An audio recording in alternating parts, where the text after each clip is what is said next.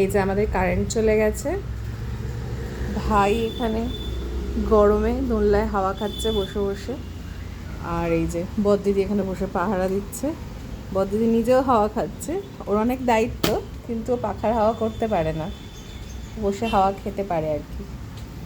আর এই যে দেখছে ম্যানেজমেন্টের দায়িত্বে আছে, কাঁদলে আর কি সাথে সাথে দেখছে দেখছে খুব রেগে গিয়ে কি বলছিস আমার নামে, তাই তো? তুই কি করছিস এখানে বসে? বিশাল বড় দায়িত্ব পড়েছে ওর, ওকে ভাইকে দেখতে হবে, এই যে তাই জন্য ও এখানে বসে আছে।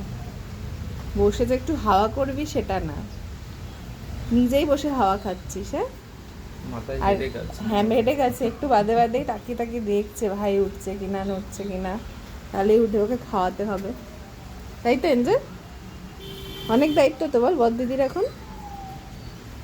আর বারান্দাতে ছাড়াই যাবে না বৃষ্টির ওয়েদারে, বারান্দাতে সব সময় বসে থাকবে।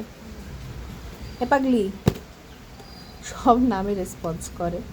তুই পাগলি? ই বাবা, ছি ছি ছি, তোর এত ফ্যান ফলোয়ার, তুই পাগলি?